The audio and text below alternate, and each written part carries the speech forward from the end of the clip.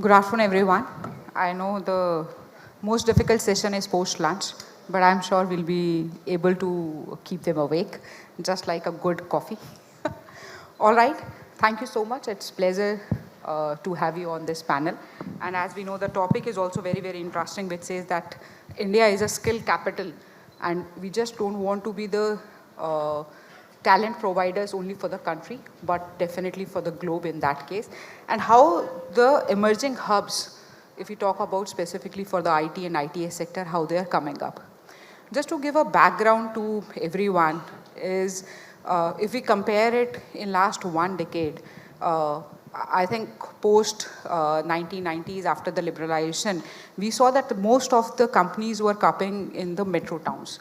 And that was more like a clustered approach, unbalanced approach, I'll call it, that there were few clusters where we see most of the IT companies are coming. And later on, I think in last 1 decade, the trend is changing. There can be a number of reasons. One, I think from my perspective is maybe the infrastructure, how it has reformed. So we used to have some 70, 75 airports around a decade back, and now it is almost double. Same with the road network also. So I think let it be a domestic company or an international company, when they look forward that they have to have a setup in the country. So these are the basic requirements. And as we know, if we see the last some of the census data is also, that almost 60 to 62% of Indian population still lives in the, you can say, non-metro towns in that case. The educational institutions, the way they have come up in last 2 decades is across the country. So that is a balanced approach what we see. Specifically states like Kerala, where we see that the literacy rates are the highest. And definitely we have to see forward that how the industry also matches their, you can say, existence with these talent hubs also. Even yesterday in one of the conversation as NTC Delhi, somebody mentioned that we don't call it tier 1, tier 2 or metros. We call them the growth cities. And I think that trend is very, very clear what we see. Let it be Coimbatore, Kochi or Mysuru or Jaipur or Indore. The way these cities are coming up, so definitely the growth story of India as a developed nation will be written on the same lines. So with this, maybe Arun, we can have a question for you, that how often normally you use AI in your life? Because I think maybe we don't have a AI in our panel topic, but I think we cannot have an event without talking about it. Absolutely. Yes. I need to check with my AI to answer that question. So I use it almost on a daily basis, but I make the final call. As simple as that. But it has been an invaluable companion for me. It is not a substitute for my thinking, but it amplifies it in many ways. I think that's the best way of using it also. Murli, maybe. I think AI is, so I've been using, working with the AI. It was not called AI that time, around 22 years back.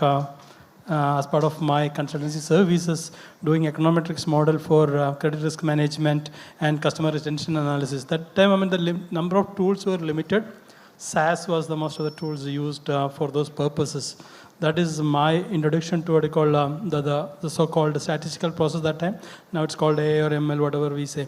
Subsequently, I mean, I built an interest in using this AI, how we can use as a research topic. I mean, I do research in that area. That is one passion, personal aspiration. How many times in a day?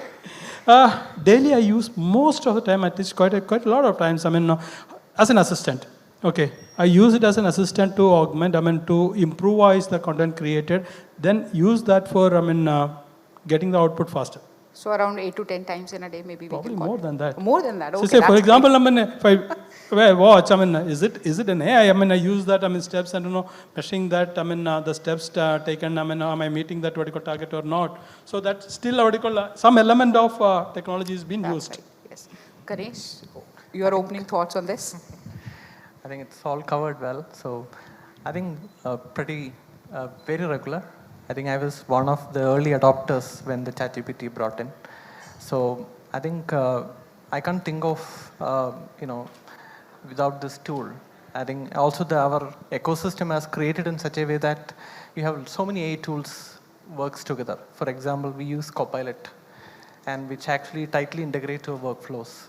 And I think you use it you have to use it very efficiently so that you can save a lot of your time so that you can focus on the right things.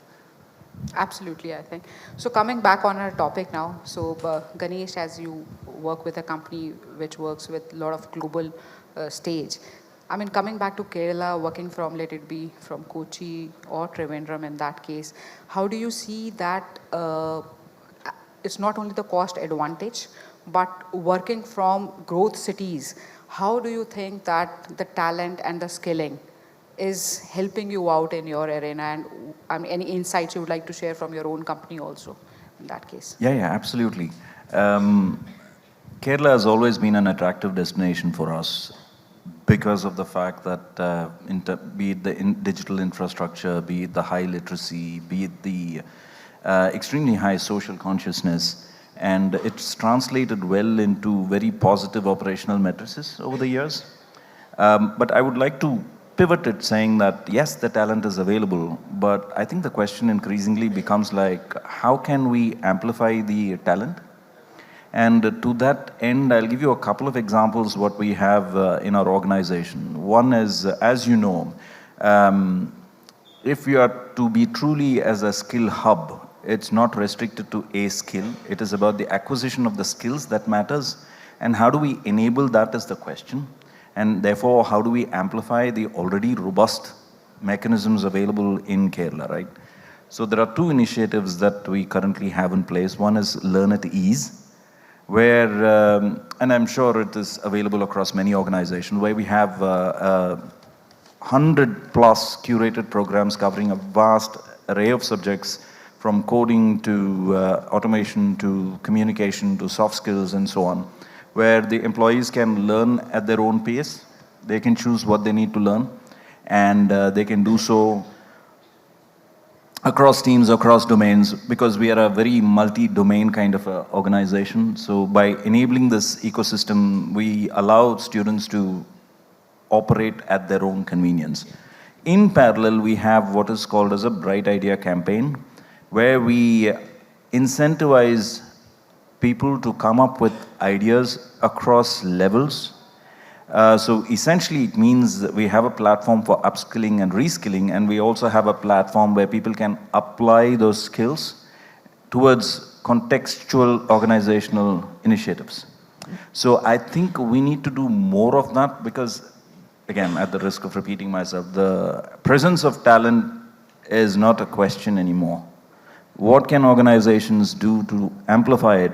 Creating systems internally, I think, is the need of the hour, if that helps.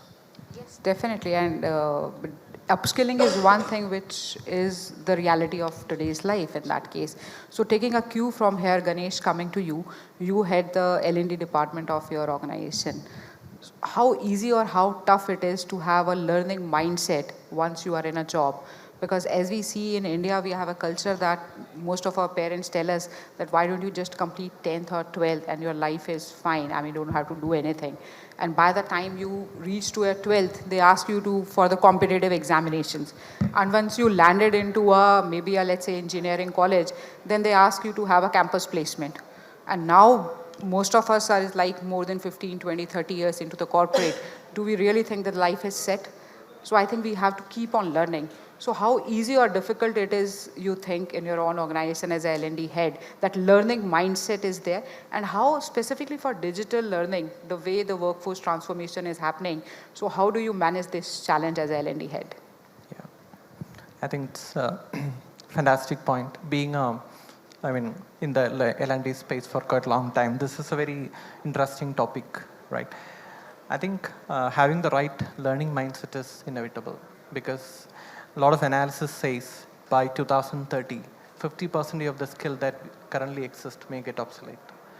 I think that shows that organization and the people need to be at having the right mindset, the learning culture in the organizations to survive. I think two things that I call out as important, which is influencing the culture of learning culture in an organization. One is how the leadership buy, how leaders support, both in terms of having the budget support and also how the leaders speak about this in the right forums and encourage people to learn continuously. And second is about how we can create the right kind of a learning ecosystem, because you have a different kind of a learners. Some may prefer only self-learning. Some may want to have an experiential learning. So as an organization, it's important that you cater to all kind of a learners. One SHRM analysis that I was reading about a month ago, it actually says that they've interviewed multiple organizations. 97% of the people said that given an opportunity, they are ready to learn new skill. But only 37% of them said that their organization is capable of facilitating it.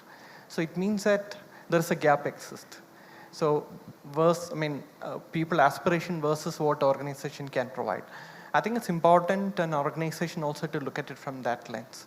There are a couple of things really worked for us. One is about our ability of running hackathons, kind of an event at a scale.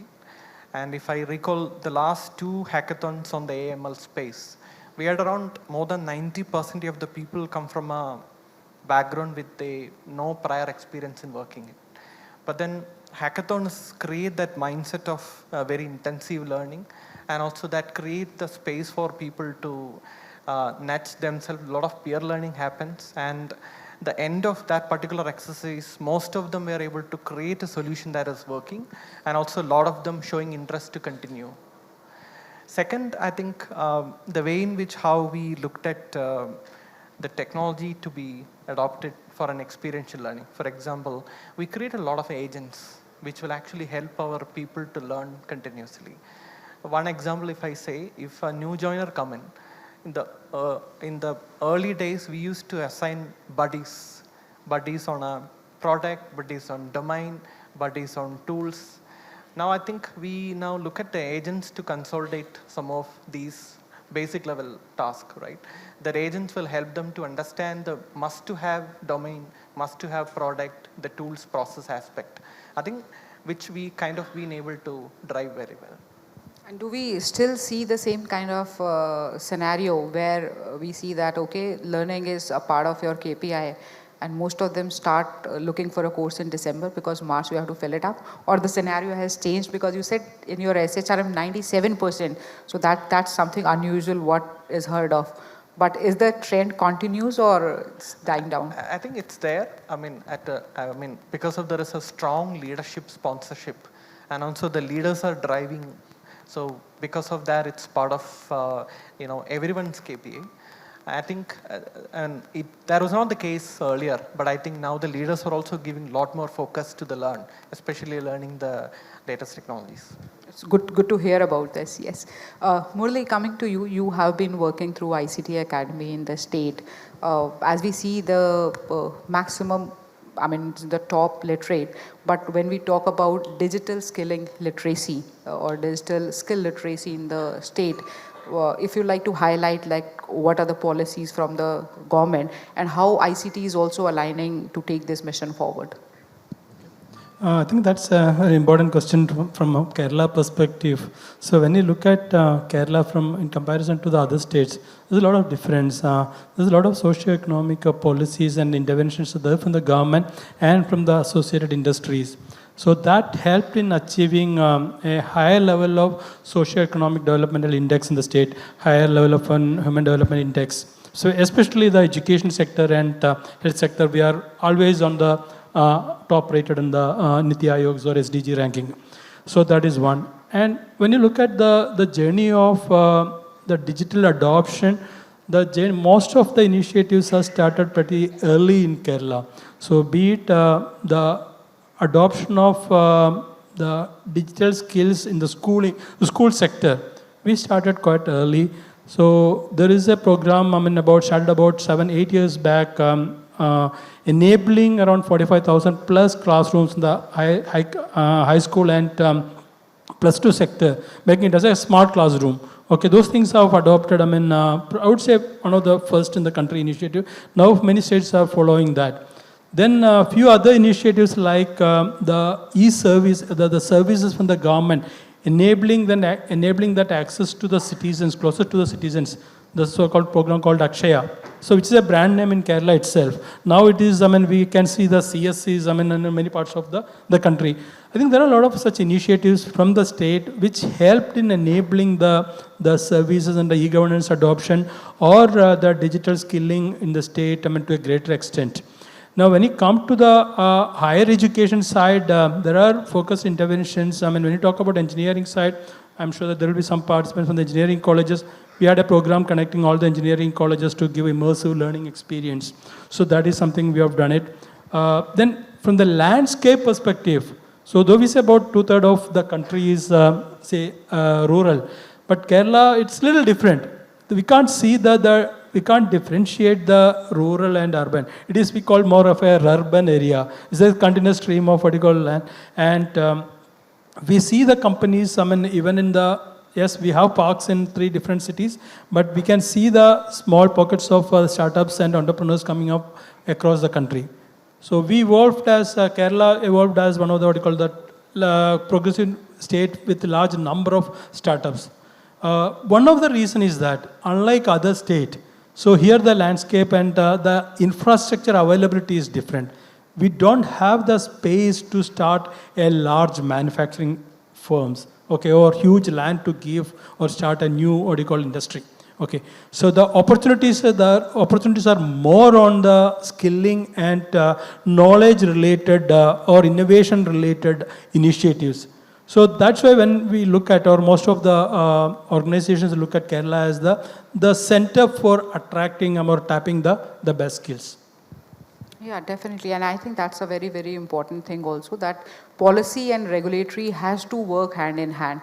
And coming back to you, Arun, if we talk about, working for a corporate and industry always have a different kind of expectation from academia. They want, it is something like a ready-to-eat kind of a thing. The day one, a candidate comes to the industry and he or she has to be productive. But normally it doesn't happen like that. Yeah. Some of the companies, they tell us it is few weeks of training what is required, and sometimes it's a few months also. So if you want to share some insights, that how do you think that this partnership between academia and our industry is important? So why not we share our expectations to academia when the students are still learning in the colleges that time, and how these collaborations can happen so that this, you can say, this gap which is widening up, we can bridge it up in that case. So any thoughts on this? 100%. So there are 2 aspects to it. One is industry academia participations, or rather collaborations, I should say. For example, we did partner with a graphic design institute, Salesian Institute of Graphic Arts in Chennai, for our design capabilities, and where we shared with them the curriculum that we wanted them to study, and then they studied it. I'm sure there are a lot of examples. But I want to take a couple of steps even further back, and going by my own experience, when I started out, I never was taught how to learn. And learning to learn is such a gap that exists even now. And the fundamentals, today our education system, sorry, it's not a critique on the education system, but, well, it is, but it isn't. We teach subjects, we prepare them for our exams, and we coach them towards getting high scores. But the fundamentals, I think it can be improved. I can think of 3 areas where we can make our students' thinking and preparation a bit more robust.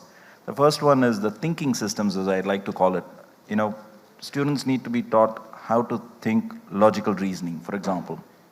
How to think along the lines of ensuring the first principles. These are a couple of, I'll give 2 examples of each. The second is from a process systems perspective. Lean, SIPOC, Kaizen, these are all easy wins. You don't have to be any subject specific in order to be taught these things, right? And the third is humane systems, as I'd like to call it, is where people are taught about EQ, mindfulness. And there are other things as well, but just a couple of examples from each. If you start teaching students about these at a very young age, the substrate is prepared. Then adding skills to that substrate becomes so much more easier. Otherwise, it's like wrestling a bull, right? Any new skill that needs to be added, the mindset is missing in several instances. And instead of that, if you lay the foundation this way, you can acquire skills across the spectrum. It is completely skills agnostic. And that is what I would recommend academics to think about a bit more in terms of how they can start the students early. Definitely, how to learn and how to unlearn also. I think both are very, very important in that case.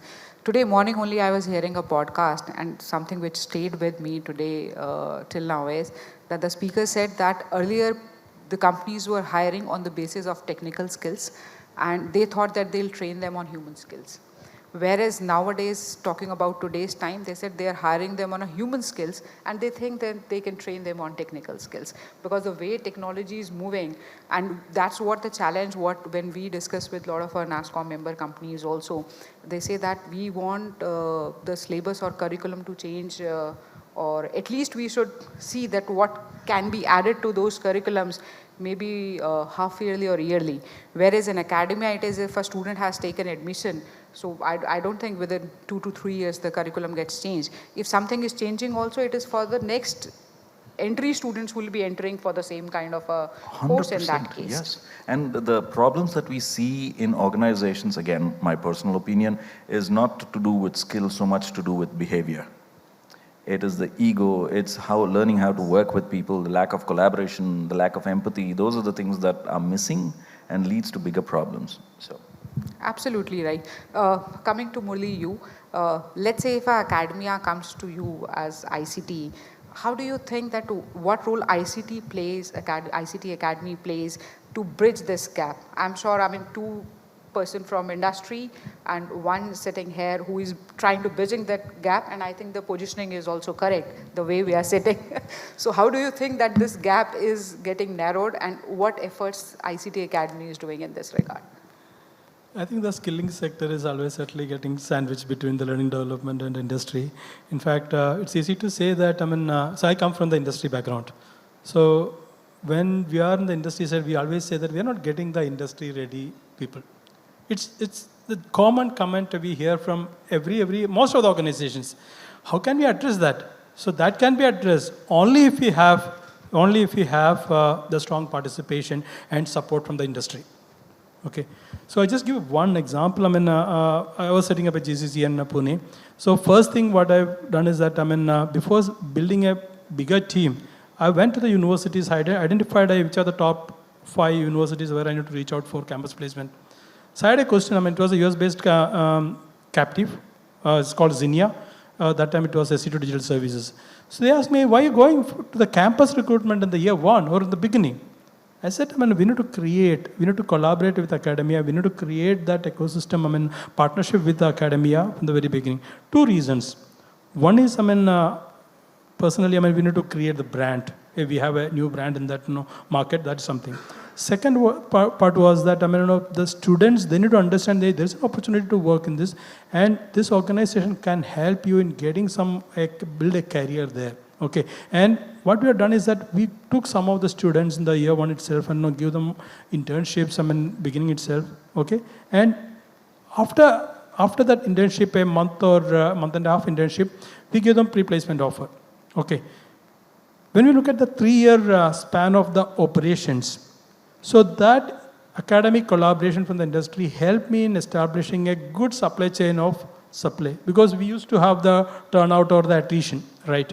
So generally, if you give the youngsters, if you give the right guidance, right mentoring, okay, so they'll be one of the best, they'll be able to provide the best output, okay, in about 3 to 6 months time, okay. So if you create that supply chain strong over 2 to 3 years time, I'm sure that will help in the sustainable growth of the organization. That was my personal experience from the industry side. Coming back to ICT Academy, what we are doing is, ICT Academy, just to give a context, has been established by the central government and state government and IT industry. And the objective was to bridge the skill gap and enhance employability. Okay. So the industry is looking for skilled resources, and we need to, how do we bridge the skill gap, what the industry is looking at?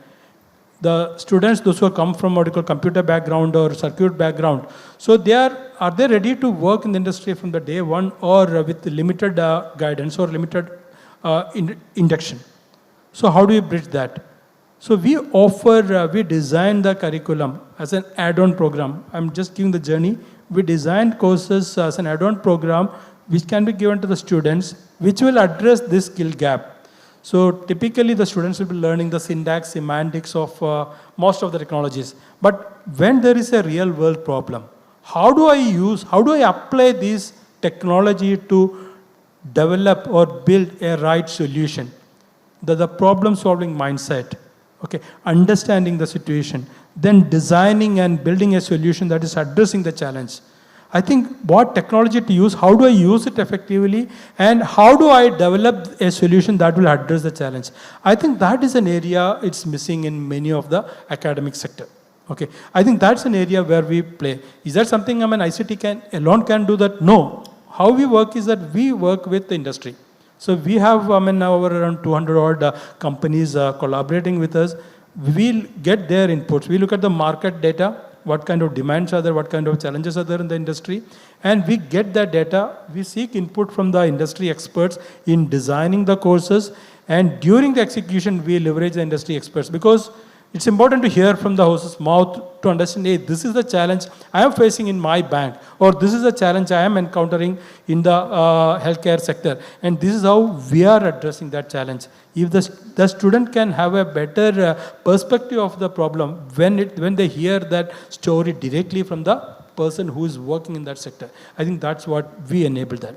So what you've done is that instead of add-on program, with the new adoption of new educational policy or FIUG program, what you call, we are converting that into a creditized courses in the academic sector.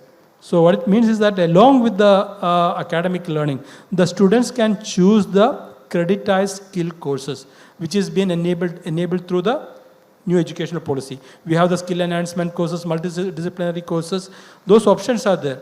But it's important to guide the students to choose the right courses, okay?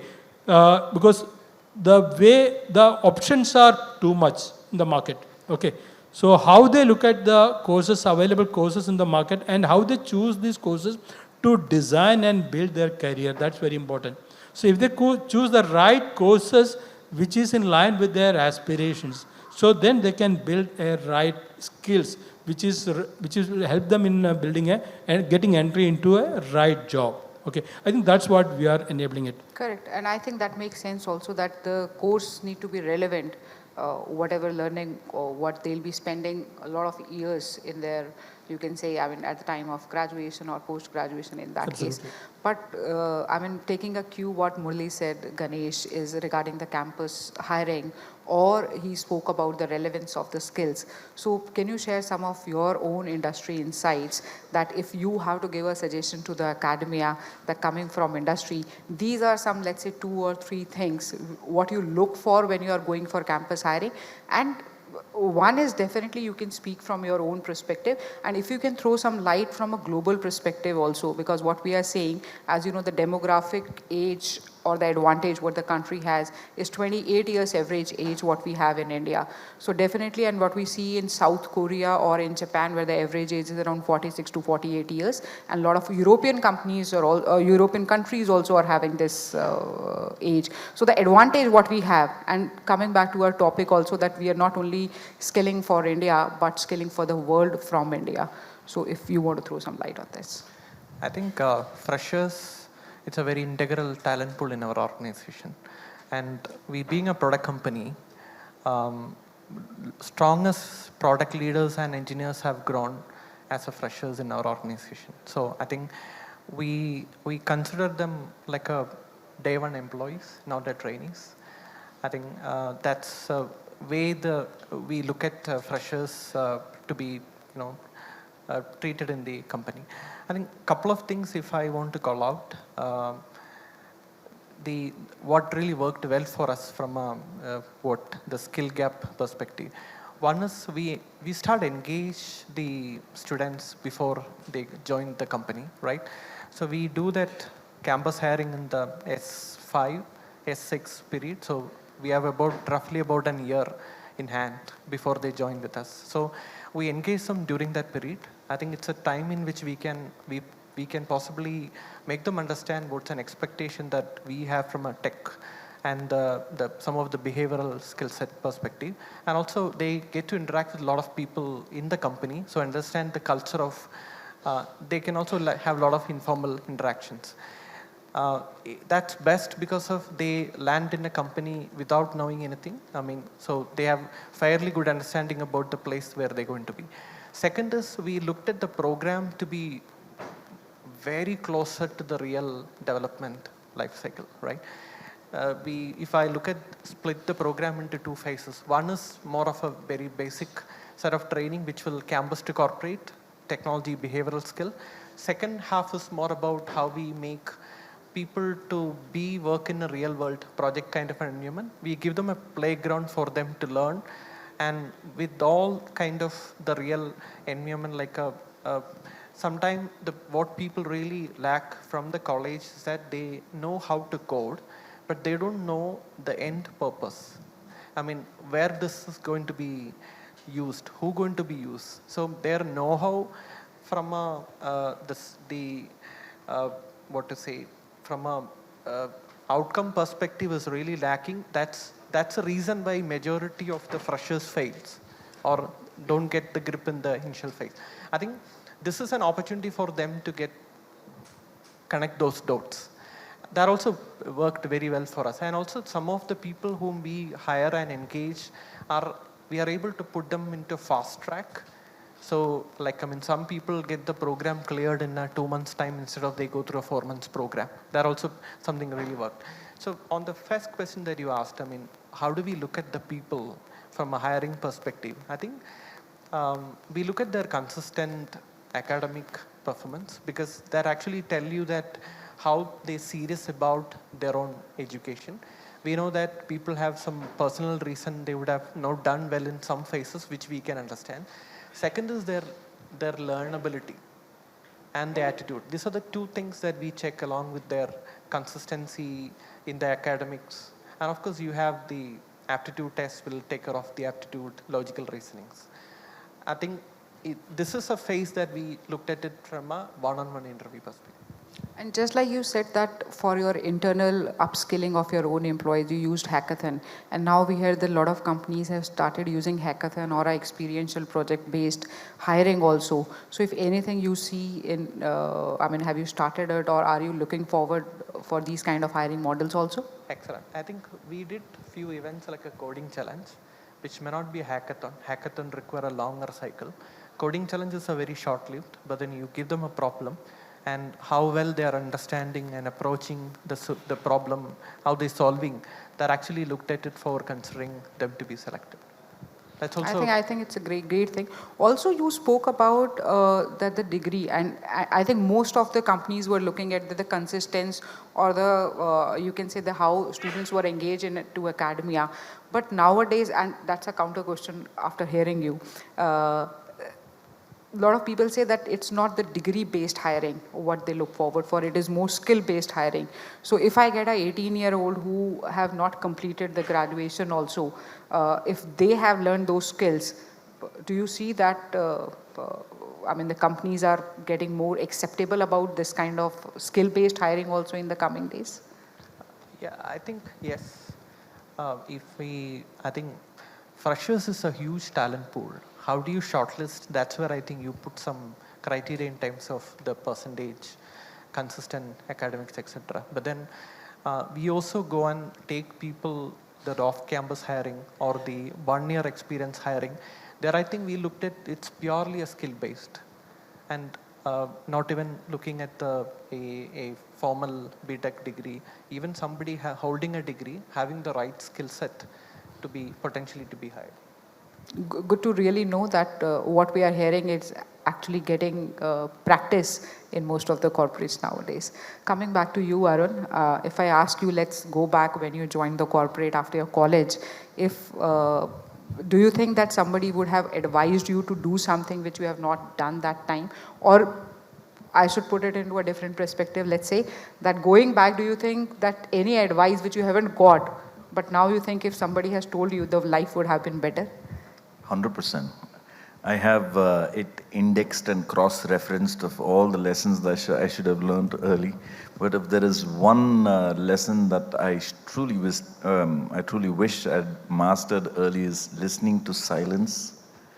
Listening to silence. Listening to That's interesting. silence, because over the years, you end up talking, and the opportunity to truly listen becomes very rare. And I've seen that when you truly start listening, not even to understand, just listen, is where problems often start and problems end. I think that's one lesson that I wish I had mastered earlier. I haven't mastered it yet. That works in personal as well as professional life? 100%, yes, everything. Yeah. Yes, great. Yes, Murali, your point of view? I think it's continuous learning and keeping up with the technology was really helped me. So I still practice coding. So that's something is interesting. And taking risk. Probably an area I'm not very good at taking risk, but I think there should have been an area where, the opportunity. Choose one, either continuous Oh, learning okay. or risk taking. I choose, risk taking is important, which I didn't do effectively. Good to know that. Yes, Ganesh. Mindset. I'm telling you that let's say you go back when you passed your college and you joined the corporate. Do you think that any of this skill which you thought that it was not important, but if as of now you think that it was important to learn that time and you would have been to a better place or a better mindset in that case? Storytelling. Storytelling, okay. And do you think in your professional also, especially coming from L&D, I'm sure that it is very, very important in that. All parts of life. All parts of it. Okay, agreed. Yes. We are left with some 3.5 minutes. Would be happy rather than we stop talking and listening to you guys if you have any questions or queries from our panelists.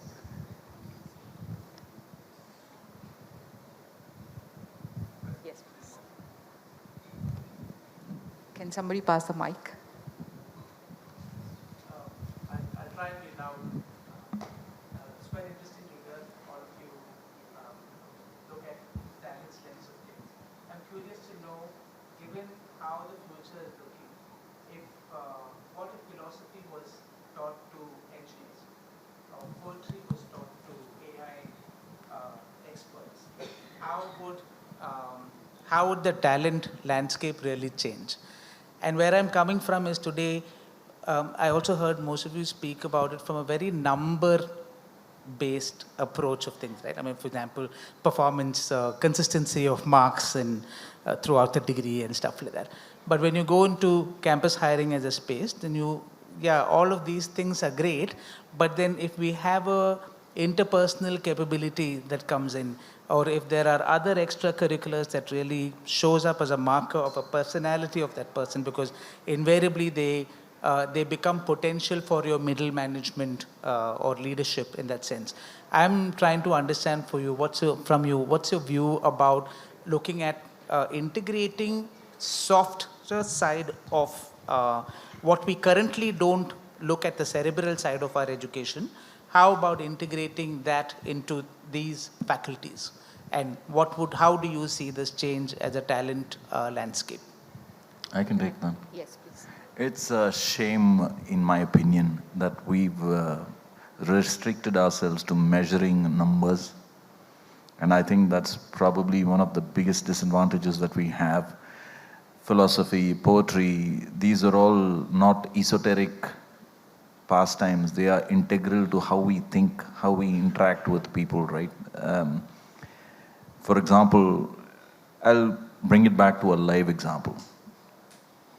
We don't have a very accurate measure. Yes, you can say ROIs exist in some places.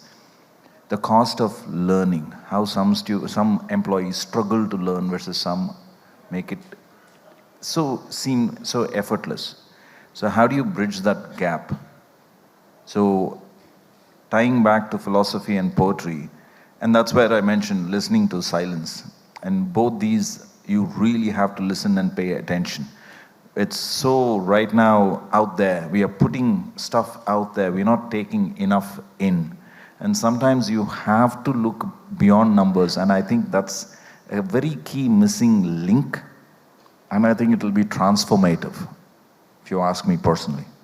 It will be truly transformative. Thank you for sharing. Murali, would you have anything? I would say, we talked about technology skilling, but technology is just one aspect. As Mr. Arun Ganesh said, We have abundant supply of freshers. So the first choice is, how do we reduce to a manageable chunk to do the next level of processing it? So in that perspective, they look at the academic, the qualifications and the marks. So then they look at what you call the additional assessments, aptitude, the technical and the soft skills. So what we do from our skilling perspective is just teaching them alone the technological aspects or the process methodology is not just sufficient. So we augment that along with the life skills. So the problem solving skills, the critical thinking, and helping them understanding about the real world problems. It may not be a perfect answer, but can they look at that problem and understand that problem and come up with a solution? I think that may not be the only way of approaching the solutions, but do they have a clear perspective why they have chosen that route? I think that's what we are trying, and that can be enriched or strengthened by having more and more experiences, by having more and more interaction with the experts. That's what we are facilitating that. Because that more exposure they get with experts, more point of views and more ideas they'll be getting it, and supported with the fundamentals of what they need to, how they need to think, structure their thinking it. Okay, so it's difficult to quantify that this is the way of doing it, but enabling that path, that's what we approach. Murali, can I add something to you? So I work in the space of using empathy into team building, okay? Because it's from the philosophy that competition is external, not internal. And we try to build teams to connect with each other.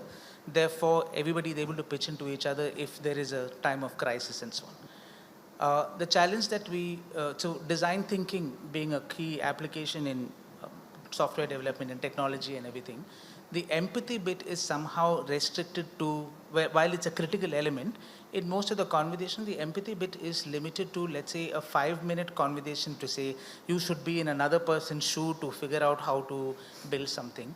But not one of them know what empathy means. I'll cite a small example. So I was doing a workshop for a company in Bombay. I want you to be a bit shorter because we are running out of time. Minutes. Yes, please. It's already the ticker is on.